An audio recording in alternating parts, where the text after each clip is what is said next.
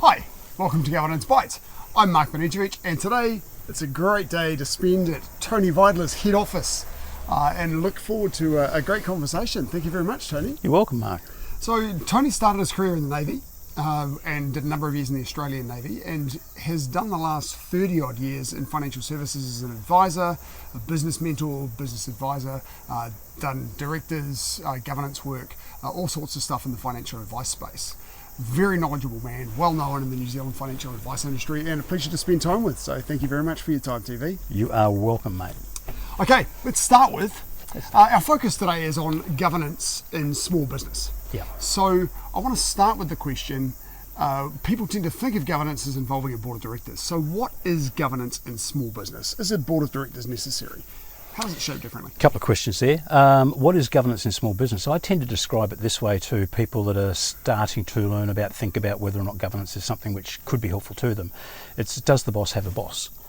Yeah. Now, more often than not, when you're looking at smaller businesses in New Zealand, full stop, let alone financial services, you tend to have what I refer to as benevolent dictatorships, right?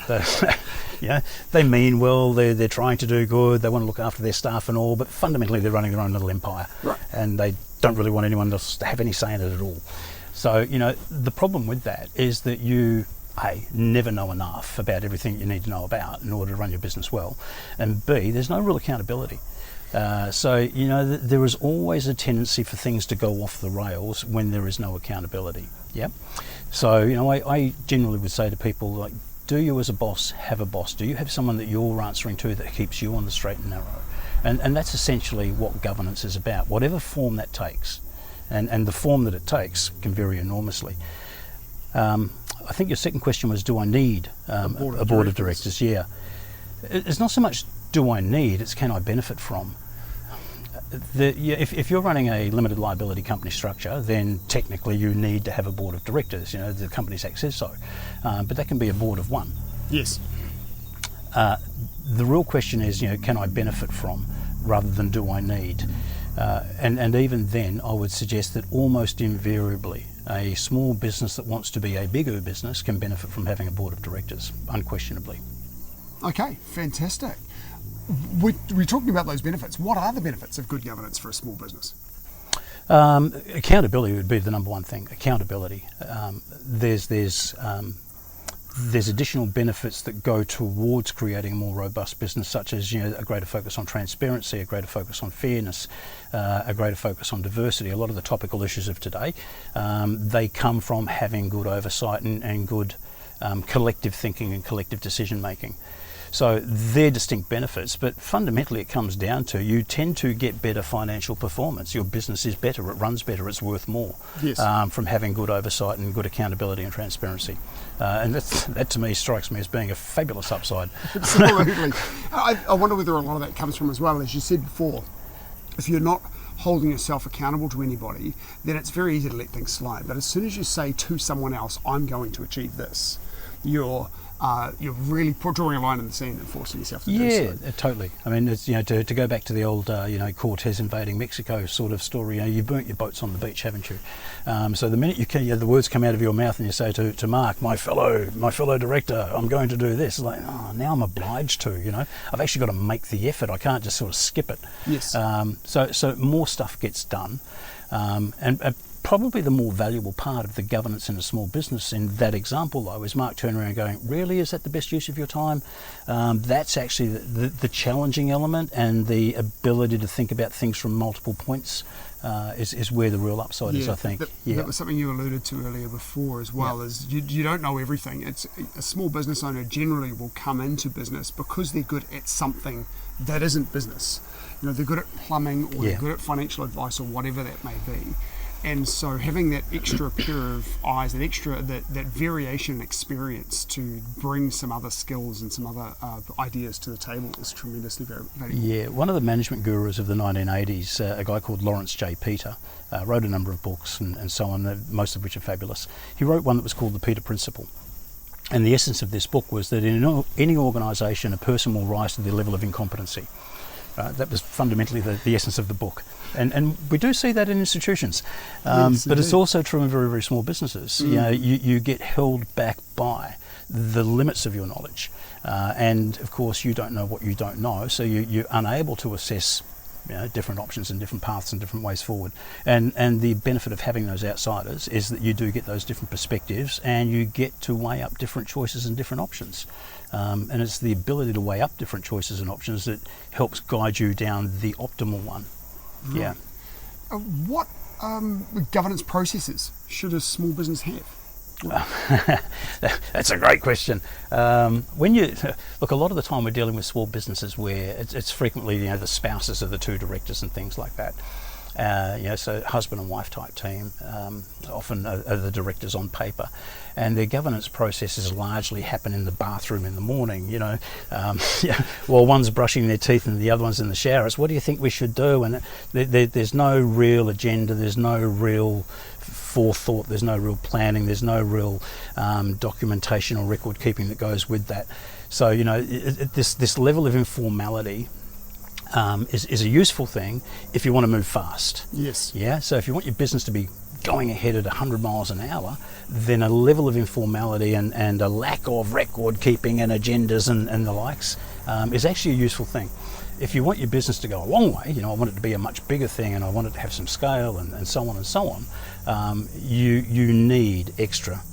You need extra thinking, you need extra skills, you need extra knowledge bases, you need those things, and that's where the level of formality does start to become useful. So the what do you need largely depends on what stage of evolution you're at and what your vision for your business is. To be fair, there's a lot of people in New Zealand that are running small businesses that want them to stay small. They like their lifestyle choice, and that's fine. So what level of governance do they need? Minimal. They've got some obligations under the Companies Act, of course, but don't trade recklessly and make sure you do your annual returns and make sure you keep your records, and that's pretty. Do a solvency thing before you give yourself money. That's about it, right? For an ongoing business, yeah. Yeah. And so that's appropriate. In fact, I think the FMA used the word proportional a lot in conversations. They expect governance to be proportional to the size and the focus of the business. So sometimes that informality is absolutely appropriate, but most of the time for most of the small businesses that want to be something other than small, they need to head down the path of starting to formalise and capture their intellectual property and their systems and their processes in order to maximise the value of the business. Yep. Right. Now, we don't want to scare people off by saying that a small business should have a board of directors and have them think that means 7 or 9 people paid salaries. For a small scale business, your board of directors doesn't have to be large, does it? Oh God, no. No, in fact it shouldn't be. I think there was plenty of research done by the Institute of Directors years ago about optimal size of boards. And even for a larger organisation, they were suggesting that an optimal size might be somewhere around 7 more often than not. So the idea of having sort of 9 or 10 or 13 people sitting around a board table, I was like, wow. That's certainly not small business space. That's global corporations, that have dealing with 50 different jurisdictions and 40,000 staff, perhaps. Even then, I'd say 12 or 13 might be too many. But in a smaller enterprise, 2 or 3 is more than enough. More than enough. 2 is probably optimal when you're running a smaller business with an executive director, founder. Who's still fundamentally managing the show. Having 2 others is probably enough. It keeps things nice and tight. I think one of the things that came out of that IOD research years ago was for every extra director that you add to the board, you effectively add another hour to each meeting. Right. Yeah, so you want to move fast and you want to be going somewhere. You can't afford to be sitting back there just having talk fest forever, right? Yes. Yeah.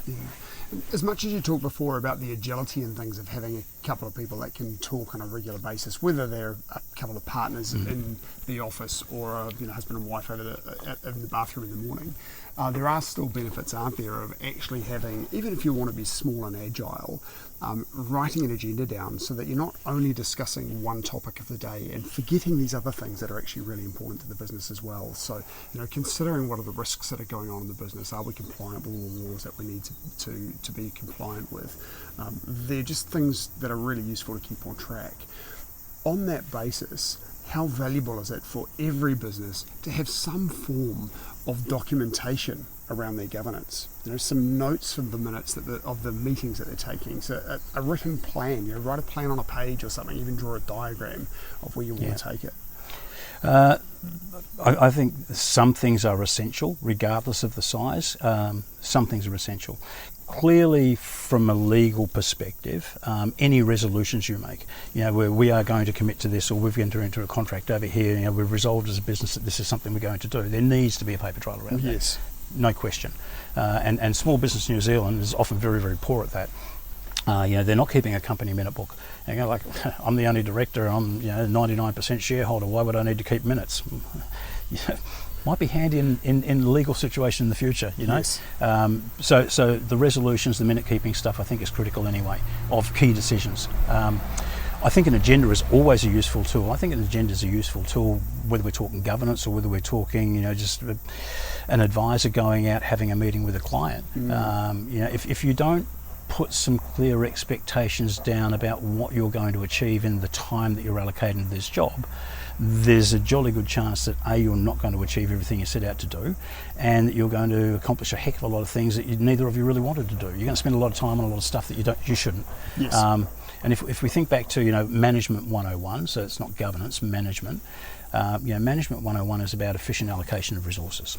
End of story, right? How do we efficiently allocate our time, our effort, our energy, our capital, our whatever? Yes. And an agenda is one of the most useful tools that you can have for doing that. Right. So I would go every single time. You're working with an advisory board or with a coach or with some mentors, or you're starting to head down the path of actually having a governance structure that's more formalised.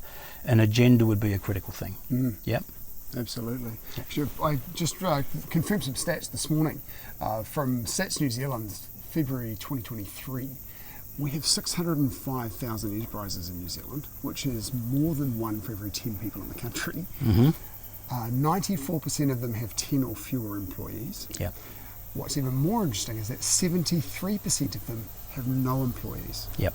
So they're the sole director businesses that you talked about before, Yep. one or two directors with nobody actually being paid a salary. Of course, often we're all of those. I'd be an example of that. I have three businesses, or three companies that I'm a director of. In fact, there's four. Anyway, I always nearly forget one of them. Always nearly forget one.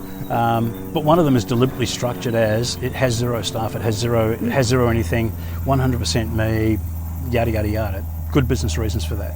Out at the other end, I'm one of 5 directors on a board that all have interests in the business, and it's sizable, and it's got a lot of responsibilities to a lot of stakeholders, and it's a very, very different governance overlay. Yes. So you can have X number of business owners in the country that actually have 2 or 3 or 4 of these things, and that's not counting the ones that have got specific purpose companies that they're going to wind up at the end of a particular project, which is frequently the case in construction and likes, right? So they have special purpose companies that are only there for that job. Yes. Yeah. Yeah, absolutely. Well, coming back to this concept of governance, let's take one of those small businesses where maybe you've got the director or a couple of managing staff, whether it be your sole director or your husband and wife team, a couple of independents, advisors that are in there in the board. How frequently should they get together and have board meetings? Yeah, I generally would suggest around every 6 weeks or so, which over the course of a typical working year means they're going to get together 7 or 8 times. Yes. Yeah, and I think that one of the things that you've got to be mindful of as you're evolving a business and you're starting to formalise the governance structure is that you've got to give time for the owner-operator, the executive director, to actually implement. Yes. Yeah, and then reassess. So you need to have enough time in between those get-togethers for them to execute, which is part of the creating accountability. Yes. Yeah. Yeah, absolutely. And so having a firm agenda around those 6 meetings so that they can sit down and robustly talk about how the business is doing, how the business is expecting to do, what could go wrong in the business, and making sure that everything's okay, and then checking that the strategy is on track. You don't want to have it so frequently that the managing director is always preparing information for those other 2 people in terms of its reporting to the board. You want to keep the board reporting simple and effective, but you don't want it to be sort of every 3 months so that you're only getting that guide on an infrequent basis. Yeah. Once you start getting an independent voice on board. But you keep a lot of the communication relatively informal too. Yes. So the in-between meetings, there is still a fairly high communication level, frequently via email, I guess, but where they're interacting on particular issues and things, and there's a bit of guidance and a bit of shaping happening along the way, which is a fabulous substitute for the formality of preparing a report in advance that they get to read before the meeting and so on. Yeah. And I think that's a very practical and workable solution for most small businesses that are evolving. You do need to make those decisions on the fly. They are embedded in the business, and more often than not are actually the prime revenue generators as well. So, there's a lot of pressure on them to use their time well. So a good mix of informal contact, Yep. whether that be by email or catching up for a coffee once a week or Yep. once a fortnight, and then having the kind of the more formal lay every 6 weeks. And in that time frame, a lot of the reporting that the managing director should be preparing would be things that they should be looking at themselves about how the business is going anyway, right? They should, but there's no pressure on them to do so if nobody's watching, It's the right? accountability point again. Yeah, exactly. Yeah, absolutely. Like we often hear people talking in business about their business KPIs, and the reality is in a lot of small businesses that don't have any governance overlay whatsoever, they review their KPIs once a year, maybe when they're sitting down thinking about doing the token business plan for the next year again. So there's no real emphasis upon what are the key metrics here and the key levers I should be pulling to make this business move forward. So stuff slides. And that's another benefit of the accountability, is Exactly. actually making sure that the people who own the business are watching the numbers, watching how the business is going. And when we say watching the numbers, one of the great benefits I think of good governance in a smaller business is that the governance starts to help grow the business in ways beyond just financial performance. Good numbers include maybe staff satisfaction, customer satisfaction. It includes whether or not you're passing your compliance checks, and there's a whole bunch of measures that you can be looking at about whether or not the business is progressing well, and whether it's developing into something far more valuable, that are not just about financial performance. And also not things that have to be costly or time consuming to prepare. Correct. That's great. Okay, well, one final question for you then, Tony. What is the best governance advice you've received in your career? Probably two. The first one was, it's not about you. And I think when we are moving into a space of either having external people looking into our business, which is a little bit uncomfortable, and having a say in what we should be doing about that business, which is even more uncomfortable, you've got to park your ego. You just have to. If you're coming in as a director or a consultant or an advisory board member, you definitely have to park your ego. Right. So number one is it's not about you, it's about the entity and the stakeholders, right? And probably another great piece of advice that I was given that's I still work to. You're moving into working in a team environment. You have to understand that you're in a team environment. It's no longer about the individuals and their individual interests, which means you've got to buy into the collective responsibility. You've got to buy into it. You cannot have people as advisors to your business and then have public disagreements about who said what and how things are supposed to work, and collect. Even if occasionally I've been the only wrong person in the room. Happens. Occasionally I've been the only right person in the room. That's happened even more rarely. But you will find yourself having robust debates and discussions about what is the right way forward and what are the considerations and so on and so on any particular thing. And whatever the process is you go through to reach the most right decision, you've just got to support it. Yes. You have to. Whether you were arguing passionately against it for the last 4 hours or not, it's like, okay, decision done, that's what we're going as a team.